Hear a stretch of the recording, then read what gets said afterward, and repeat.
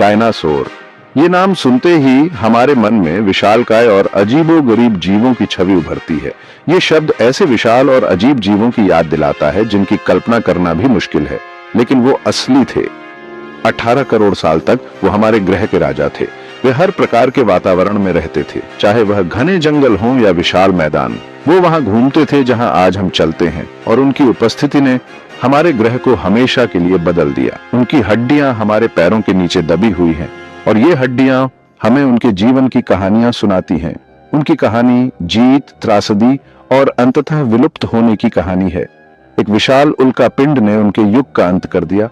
Mesozoic युग, dinosaur का युग, अविश्वसनीय विविधता का समय था।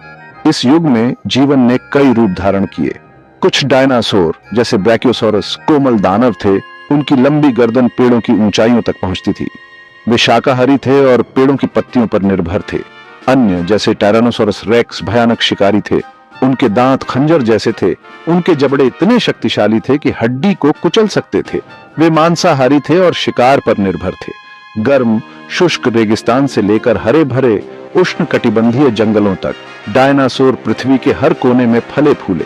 वे हर प्रकार के वातावरण में जीवित रहने में सक्षम थे। वे अपने पर्यावरण के अनुकूल थे। उनके शरीर लाखों वर्षों के विकास से तराशे गए थे। उनकी त्वचा, उनके रंग और उनके आकार सभी उनके वातावरण के अनुसार विकसित हुए थे। डायनासोर की दुनिया जीवन की एक जीवंत टेपेस्ट्री थी, जो परिचित और अजीब दोनों तरह के जीवों से भरी हुई थी। यह एक ऐसा युग था जब पृथ्वी पर जीवन अपने चरम पर था। कल्पना कीजिए एक ऐसी दुनिया जहां इंसान नहीं है, एक ऐसी दुनिया जो पूरी तरह से प्रकृति के नियंत्रण में है। एक ऐसी दुनिया पर सरीसृपों का राज्य है। विशालकाय डायनासोर हर दिशा में फैले हुए हैं। उनकी उपस्थिति हर जगह महसूस होती है। अजीब पक्षियों की आवाजों से हवा कंपन करती है। उनके पंख चमड़े जैसे होते हैं। ये टेरोसौर जो आकाश में उड़ते हैं, एक अद्वितीय ध्वनि उत्पन्न करते हैं। छोटे स्तनधारी जीव विशालकाय जीवों के सायों से छिपते हुए इधर उधर भागते हैं। ये छोटे जीव अपने अस्तित्व के लिए संघर्ष करते हैं, हर कदम पर सतर्क रहते हैं। ट्राइसेराटॉप्स के झुंड के भार तले जमीन कांपती है। स्थिति के लिए संघर्ष करते हुए उनके सींग आपस में टकराते हैं। उनकी ताकत और दृढ़ता अद्वितीय है। वेलोसिरैप्टर का एक झुंड फर्न के माध्यम से अपने शिकार का पीछा करता है। उनकी गति तेज और घातक होती है। वे अपने शिकार को पकड़ने के लिए हर संभव प्रयास करते हैं। गर्म उथले समुद्रों में प्लेसियोसौर अपनी लंबी गर्दन और शक्तिशाली फ्लिपर्स के साथ मछली का शिकार करते हैं। उनकी तैराकी की क्षमता अद्वितीय है। उनके ऊपर टेरोसौर उड़ने वाले अब तक के सबसे बड़े जानवर हवा में सहजता से उड़ते हैं। उनकी उड़ान की सुंदरता और शक्ति अद्वितीय है। ये डायनासोर की दुनिया थी, अकल्पनीय पैमाने और सुंदरता की दुनिया।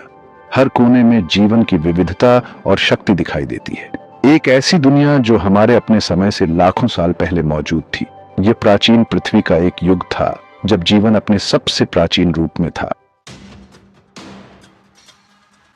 डायनासोर को इस बात की जानकारी नहीं थी कि उनके शासन का अंत निकट आ रहा है। एंड्रिक्स के कोल्ड शून्य में चट्टान और बर्फ का एक पहाड़, 6 मील चौड़ा एक क्षुद्र ग्रह अविश्वसनीय गति से पृथ्वी की ओर बढ़ रहा था। प्रारंभिक हंड्रेडर मंडल का एक अवशेष, यह आकाशीय पथिक नियति के साथ कॉलिजन के रास्ते पर था। इसका प्रक्षेप वक्र हमारे ग्रह पर जीवन के पाठ्यक्रम को हमेशा के लिए ट्रांसफॉर्म के लिए तैयार था। डायनासोर अपनी ओर आने वाले खतरे से बेखबर अपनी दिनचर्या के कामों में लगे रहे, आने वाले कयामत से ऑब्लिवियस। विनाश का एक मौन अग्रदूत क्षुद्र ग्रह करीब आ गया। उसकी छाया पृथ्वी पर पड़ रही थी। अंत निकट था। एक अरब परमाणु बमों की ताकत के साथ क्षुद्र ग्रह युकाटन पेनिनसुला के उथले पानी में जा गिरा। इस टक्कर ने अकल्पनीय ऊर्जा को मुक्त कर दिया, क्षुद्र ग्रह को वाष्पीकृत कर दिया और पृथ्वी की पपड़ी में 200 किलोमीटर चौड़ा गड्ढा बना दिया। टक्कर से उत्पन्न आघात तरंगें दुनिया भर में गूंज उठी, जिससे अर्थक्वेक्स, सुनामी और ज्वालामुखी विस्फोट अगस्त पूर्व पैमाने पर हुए। पृथ्वी की पपड़ी झुक गई और ऊपर उठ गई। पहाड़ उठे और गिरे और महासागर हिल गए और मथ गए। एक बार का परिचित परिदृश्य तुरंत अकल्पनीय डेवस्टेटेड के दृश्य में बदल गया। जिस दिन क्षुद्र ग्रह टकराया, वह दिन दुनिया हमेशा के लिए बदल गई। भाग 5। आग का एक स्काई। इस टक्कर ने बिलियनों टन पिघली हुई चट्टान और अत्यधिक गर्म धूल को वायुमंडल में भेज दिया, जिससे एक भीषण आग का गोला बन गया जिसने ग्रह को अपनी चपेट में ले लिया। जैसे ही पृथ्वी जल रही थी, आकाश एक बीमार पीले, फिर नारंगी, फिर लाल रंग में बदल गया। जंगल की आग महाद्वीपों में फैल गई, जो अपने रास्ते में आने वाली हर चीज को भस्म कर रही थी। हवा राख और धुएं से भर गई, सूरज को ढक दिया और पृथ्वी को अंधेरे में डुबो दिया। होठी असहनीय थी, जो कुछ भी आश्रय नहीं पा सका उसे बर्न डाकर राख कर दिया। उन लोगों के लिए जिन्होंने इस टक्कर को देखा, वह नजारा समझ से बाहर भयानक रहा होगा। ऐसा लग रहा था जैसे आकाश में ही आग लग गई हो, जो दुनिया पर डेवास्टेटेड बरसा रही हो। भाग 6, कैटेक्लिज्म।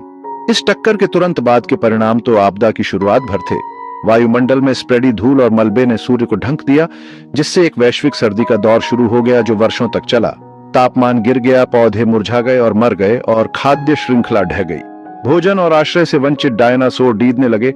एक बार के पावरशाली जीव, शक्ति और लचीलापन के प्रतीक, अब इस वैश्विक डेवास्टेटेड के सामने असहाय थे। एक एक करके वे भूखदीदी, सिकली और भीषण ठंड के फायरे झुक गए। महासागर भी तबाह हो गए। अम्लीय वर्षा ने पानी को जहरीला बना दिया, जिससे प्लवक और अन्य समुद्री जीवन मर गए। गहरे समुद्र के दिग्गज प्लेसियोसौर और इच्छथ्योसौर समुद्र से गायब हो गए। भाग 7, एक ट्रांसफॉर्म्ड हुई वर्ल्ड। इस टक्कर के बाद की दुनिया एक बहुत ही अलग जगह थी। हरे भरे जंगल और उपजाऊ मैदान चले गए थे, जिनकी जगह बंजर भूमि ने ले ली थी। हवा अभी भी राख और धुएं से भरी हुई थी, और बादलों के पीछे सूरज एक फीके भूत की तरह था। एक समय पृथ्वी पर जीवन का सबसे प्रमुख फॉर्म रहे डायनासोर प्रलय से मिट गए थे।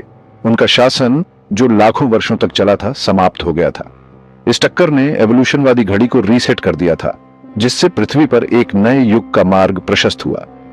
डायनासोर का युग समाप्त हो गया था, स्तनधारियों का युग शुरू होने वाला था।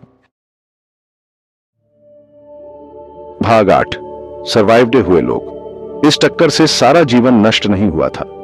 अपने फर के साथ ठंड के खिलाफ इंसुलेशन प्रदान करने वाले छोटे बिल खोदने वाले स्तनधारी आपदा से सर्वाइव करने में कामयाब रहे। कीड़े और सड़ते हुए पदार्थ सहित विभिन्न प्रकार के खाद्य पदार्थ खाने की उनकी क्षमता ने उन्हें टक्कर के बाद की दुनिया में एक महत्वपूर्ण लाभ दिया। पंख वाले डायनासोर के वंशज पक्षी भी बच गए। उड़ने की उनकी क्षमता ने उन्हें सबसे भीषण आग से सर्वाइव करने और भोजन के नए स्रोत डिस्कवरी ने की अनुमति दी। ओशंसों में मछली, कछुए और मगरमच्छों की कुछ प्रजातियां जीवन से चिपके रहने में सफल रहीं। डायनासोर की तुलना में छोटे और तुच्छ होने के बावजूद ये सर्वाइव्ड हुए लोग पृथ्वी के उत्तराधिकारी बने। वे विकसित होंगे और विविधता लाएंगे, अंततः उन सभी पौधों और एनिमल्सों को जन्म देंगे जिन्हें हम आज देखते हैं। भाग 9, एक नए युग की बिगिनिंग। जैसे ही धूल जम गई और बादलों के पीछे से सूरज निकलने लगा, पृथ्वी ठीक होने लगी। राख से ढकी वायपेट्टी में पौधों ने जड़ें सेटल डाली, जिससे सर्वाइव्ड हुए एनिमल्सों को भोजन मिला। धीरे धीरे लेकिन निश्चित फॉर्म से जीवन ग्रह पर लौट आया। डायनासोर के विलुप्त होने से पारिडोमिनेंस की तंत्र में एक शून्य पैदा हो गया था। जीवित स्तनधारी अब अपने रेप्टिलियन अधिपतियों द्वारा शिकार नहीं किए जाते थे, फलते फूलते थे। वे विकसित हुए और डाइवर्सिटी पूर्ण हुए, डायनासोर द्वारा खाली की गई जगहों को भरते हुए। यह टक्कर अकल्पनीय अनुपात की एक आपदा थी, लेकिन यह एक अवसर भी था। जीवन दृढ़ और साधन संपन्न ने इसके बाद जीवित रहने और फलने फूलने का एक तरीका खोज लिया था। भाग 10, पत्थर में एक विरासत। आज इस टक्कर के लाखों साल बाद डायनासोर अभी भी हमारे साथ हैं, पत्थर में संरक्षित हैं। उनकी उपस्थिति हमें उस समय की याद दिलाती है जब वे पृथ्वी पर राज करते थे। उनकी जीवाश्म हड्डियां, दांत और अन्य अवशेष हमें उनके जीवन के बारे में बहुत कुछ बताते हैं, और पैरों के निशान उनके अविश्वसनीय शासनकाल और उनके अचानक निधन की कहानी कहते हैं। ये निशान हमें उनके दैनिक जीवन और उनके पर्यावरण के बारे में जानकारी देते हैं। वे प्रकृति की शक्ति की याद दिलाते हैं, सृजन करने और नष्ट करने दोनों की। यह हमें दिखाता है कि कैसे प्रकृति ने उन्हें बनाया और फिर एक ही झटके में मिटा दिया। डायनासोर का विलुप्त होना जीवन की नाजुकता की एक गंभीर याद दिलाता है।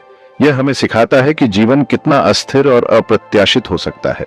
यह हमें दिखाता है कि सबसे सफल प्रजातियां भी पलक झपकते ही मिट सकती हैं। उनके विलुप्त होने से हमें यह समझने में मदद मिलती है कि जीवन कितना कीमती है। यह हमें दिखाता है कि सबसे सफल प्रजातियां भी पलक झपकते ही मिट सकती हैं। लेकिन यह आशा की कहानी भी है। इस टक्कर से पृथ्वी पर जीवन बच गया और फलता फूलता रहा। नए जीवन रूपों ने जन्म लिया और पृथ्वी पर विविधता और समृद्धि लाई। डायनासोर की कहानी एक ऐसी कहानी है जो आज भी सामने आ रही है। जीवाश्म की हर नई खोज पहेली के एक और टुकड़े का खुलासा करती है। यह एक अंतहीन खोज है। जीवाश्म की हर नई खोज पहेली के एक और टुकड़े का खुलासा करती है। यह एक ऐसी कहानी है जो हमें हमारे ग्रह पर जीवन के लंबे और आकर्षक इतिहास की याद दिलाती है। हर नई खोज हमें अतीत के और करीब ले जाती है और हमें यह समझने में मदद करती है कि हम कहां से आए हैं।